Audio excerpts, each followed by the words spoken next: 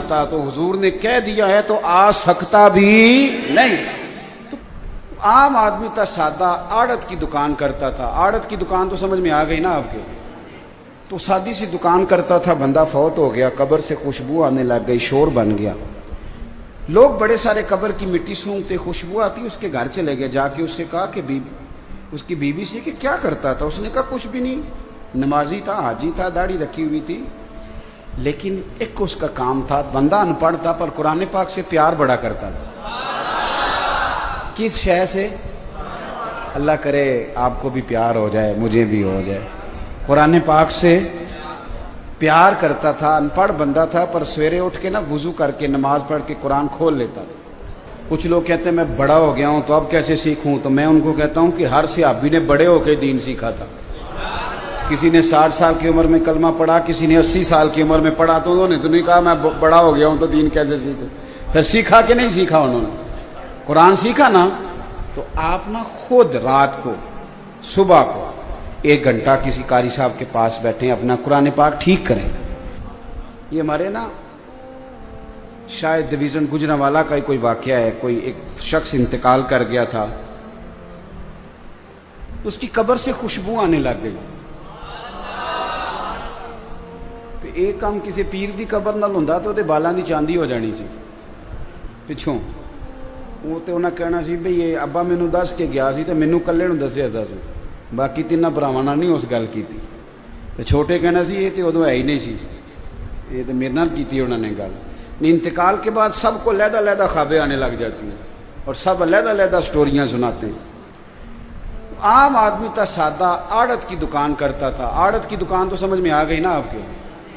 تو سادی سی دکان کرتا تھا, بندہ فوت ہو گیا, قبر سے خوشبو آنے لگ گئی, شور بن گیا. لوگ بڑے سارے قبر کی مٹی سونگتے, خوشبو آتی, اس کے گھر چلے گئے. جا کے اس سے کہا کہ اس کی بیوی سے کہ کیا کرتا تھا؟ اس نے کہا کچھ بھی نہیں, نمازی تھا, حاجی تھا, داڑھی رکھی ہوئی تھی. لیکن ایک اس کا کام تھا, بندہ ان پڑھ تھا پر قرآن پاک سے پیار بڑا کرتا تھا. کس شے سے؟ اللہ کرے آپ کو بھی پیار ہو جائے, مجھے بھی ہو جائے. قرآن پاک سے پیار کرتا تھا. ان پڑھ بندہ تھا پر سویرے اٹھ کے نا وضو کر کے نماز پڑھ کے قرآن کھول لیتا تھا اور ایک ایک سطر پہ انگلی پھیرتا تھا اور کہتا تھا اللہ تو جو آکھیا ہے سچی آکھیا ہے, اللہ تو جو بھی فرمانا ہے سچ ہی فرمانا ہے, سونے ربا تو جو کیا ہے میرے لیے ٹھیک ہی کیا ہے. وہ اس مزے سے قرآن پڑھتا. جب مر گیا تو رب کریم نے اس کی قبر میں بھی خوشبو پیدا کر دی. ہم محفلوں میں جاتے ہیں نا, ایک قاری ہوتا ہے, ایک تلاوت ہوتی ہے صرف, اور نعتیں.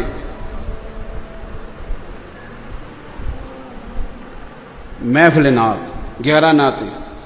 اور نقیب محفل کیا کہتا ہے؟ وہ کہتا ہے سارا قرآن ہی نعت ہے. تو میں کہا پھر کوئی آیت پڑھنا, سارا قرآن نعت ہے تو کرما لیا تو ایک بھی نہیں آیت پڑھی.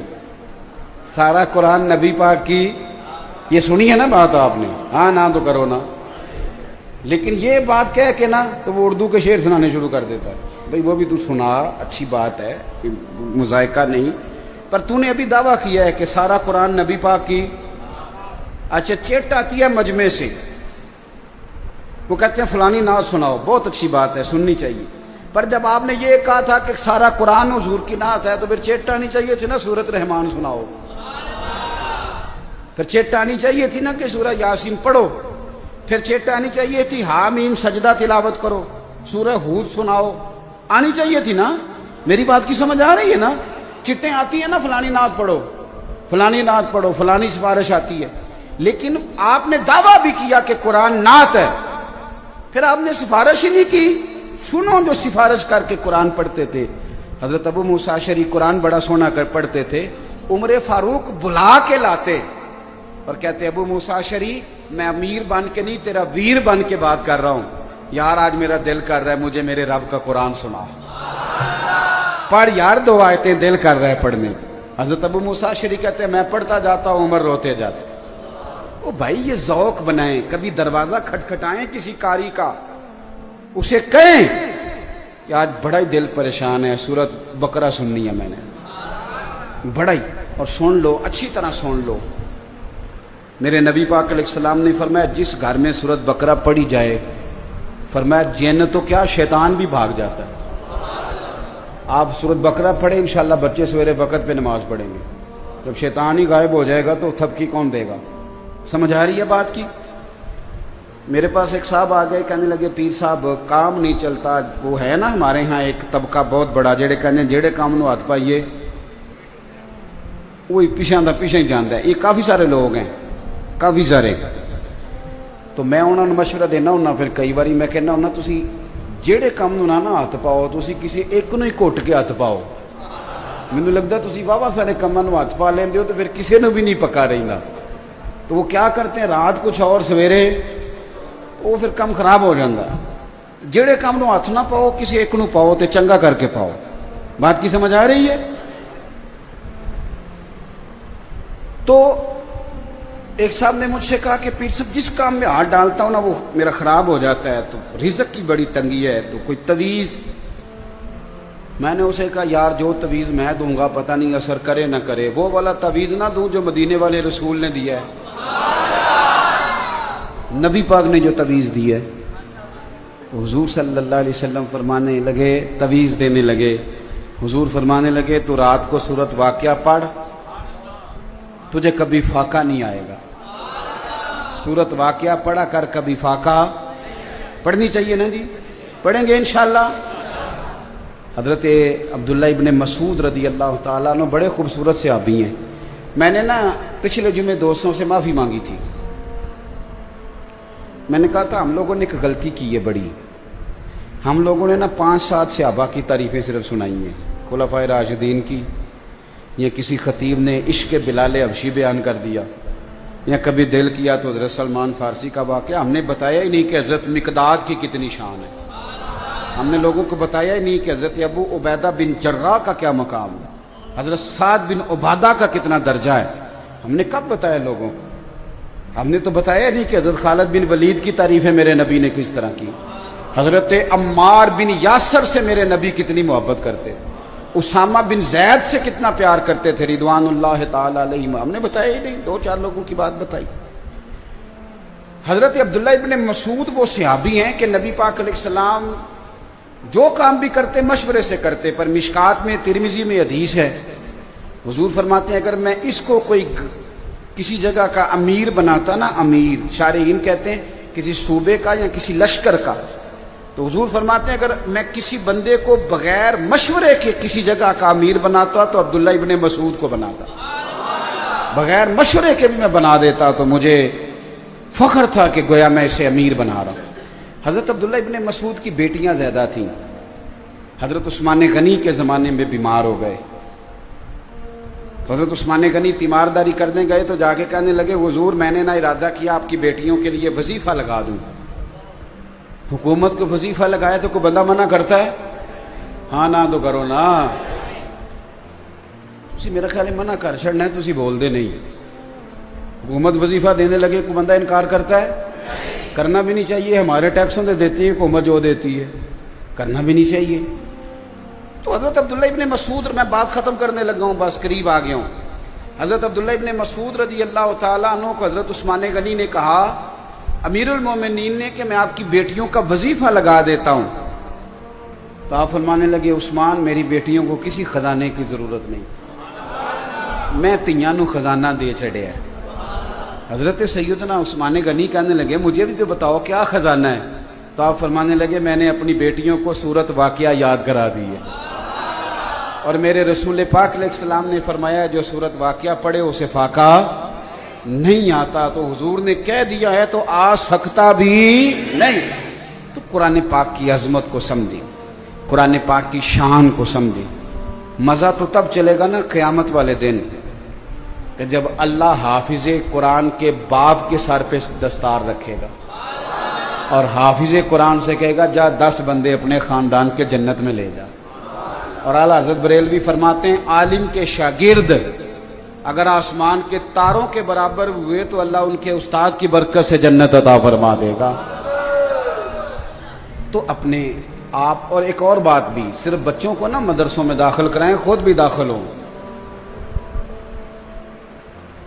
خود بھی مدرسوں میں داخل کچھ لوگ کہتے ہیں میں بڑا ہو گیا ہوں تو اب کیسے سیکھوں، تو میں ان کو کہتا ہوں کہ ہر صحابی نے بڑے ہو کے دین سیکھا تھا.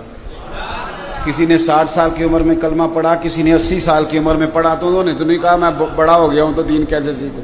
پھر سیکھا کہ نہیں سیکھا انہوں نے؟ قرآن سیکھا نا. تو آپ نا خود رات کو صبح کو 1 گھنٹہ کسی قاری صاحب کے پاس بیٹھیں، اپنا قرآن پاک ٹھیک کریں. کچھ بھی نہیں فرق، کچھ بھی نہیں ہوتا.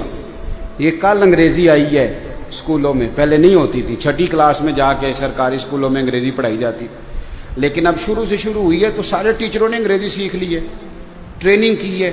ہم پٹواری کے پاس جاتے تھے تو پٹواری نقشہ نکالتا تھا تو وہ زمین پہ بچھا دیتا تھا پورے کا پورا جناب کپڑا، ایسے ہی ہوتا تھا نا جی. تو کھٹوتی نمبر اور کیا خسرہ نمبر اور کیا بلائیں نکلتی تھی. اور بینک جاتے تھے تو بینک والے جب فائلیں نکالتے تھے نا اوپر سے رجسٹر، تو وہ رجسٹر بھی نکلتا تھا نیچے، اور اللہ خیر کرے گرد بھی نہ کوئی 6 مہینے کی ساری کٹھی پڑتی تھی سار پہ. تو اب آ گیا کمپیوٹر، تو کیا لوگوں نے نوکریاں چھوڑ دی بینکوں سے کہ ہم سے نہیں چلایا جاتا کمپیوٹر؟ بولیں کیا کیا پھر انہوں نے؟ بولو. چلو تسی نہیں ہو مندے، میں تو اور منا لینا ایک گل، وہ تسا من جانی ہے. دسو موبائل آیا چلانا سیکھیا جے کہ نہیں جے سیکھیا؟ نہیں تسا نہیں سیکھیا، مینوں شریف بندے لگدے ہو. سیکھیا کہ نہیں؟ میں کئی باری بالا نو کہنا کہ یار اسی ایم اے کر کے بھی نہیں چلا سکتے، تسی 8 فیل ہوتے وقت تک چلائی جاندے ہو. آپ یقین کریں کئی دفعہ بچوں سے ترتیب کراتا ہوں کہ یہ کیا بن گیا، اس کو سیدھا کر دو.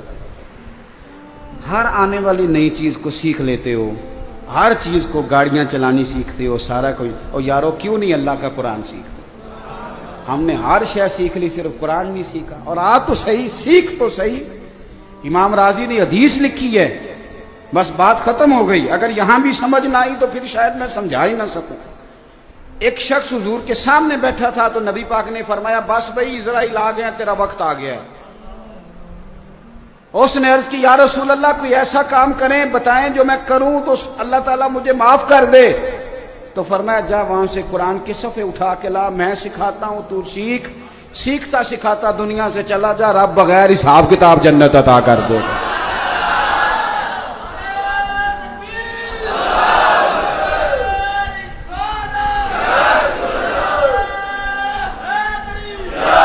تو آپ قرآن سیکھیں، سیکھیں گے انشاءاللہ. میں حافظ جی پہ بڑا اعتماد کرتا ہوں بہت ساری چیزوں کا. میں نے ان سے گزارش کی ہے، اور میں نے جہاں جہاں میرے دوستوں نے مدرسے بنائے ہیں میں نے ان سے کہا ہے کہ ہم نے نہ زیادہ توجہ چندوں پہ کرنی ہے، نہ زیادہ توجہ بلڈنگوں پہ کرنی ہے، نہ یہ کہنا ہے کہ فلانی جگہ پلاٹ مل گیا اور میں نے اب اپنا مدرسہ بنا لیا. ہمیں ان چیزوں کی ضرورت ہے. ہم نے پڑھانا، مسجد والے اجازت دیں گے تو انشاءاللہ مسجد میں پڑھائیں گے، نہ دیں گے تو اپنی بیٹھک میں پڑھائیں گے، وہاں بھی نہ ملی تو کسی درخت کے نیچے پڑھائیں گے. یہ میرے مصطفیٰ کے دین کا کام ہے. انشاءاللہ تعالی ہم نے تہیہ کیا ہوا ہے زندگی میں کہ میری زندگی کا مقصد تیرے دین کی سرفرازی. بس میں اسی لیے مسلمان، میں اسی لیے نمازی. انشاءاللہ اسی پہ جینا ہے اور اسی پہ مرنا ہے. خواجہ صاحب نے کہا تھا میں اپنی حیاتی تو قربان تھی ماں، اور ویکھو میری محمد محمد پکیندے گزر گئی، محمد محمد پکیندے گزر گئی. تو اس طرح کی گزارنی ہے انشاءاللہ. یہ بڑی مزیدار ہے، یہ بڑی شاندار ہے، یہ بڑی، آپ یقین کریں. دیکھو نا کچھ لوگ کہتے ہیں کہ فلانے بندے کو حضور کی زیارت اتنی کیسے ہوتی ہے. تو میں نے کہا اگر ریڑھی والا ریڑھی چلائے اور رات خواب میں بھی ریڑھی آئے، آتی ہے کہ نہیں؟ دن کو سائیکل چلائیں تو رات کو خواب میں بھی آتا ہے کہ نہیں؟ تو میں نے کہا سونیا جو سارا دن مصطفیٰ کی باتیں کرے اور روز حضور کی تعریفیں پڑھے اور سنائے، تو پھر چل اگر اسے کبھی زیارت ہو تو مان جایا کر کہ جو کام بندہ سارا دن کرے انشاءاللہ تعالی خواب میں بھی اللہ وہی نصیب کھول دیا کر. تو یہ بڑی سعادت ہے. آپ نے ایک صرف کوشش کرنی ہے، ایک تو آپ نے کوشش کرنی ہے کہ بچوں کی حوصلہ افزائی کریں. تساں حافظ صاحب نو بھی تے بچیاں نو بھی کوئی گل کرنی ہو، گل کیڑی ہے؟ بلے بلے پتر پڑھ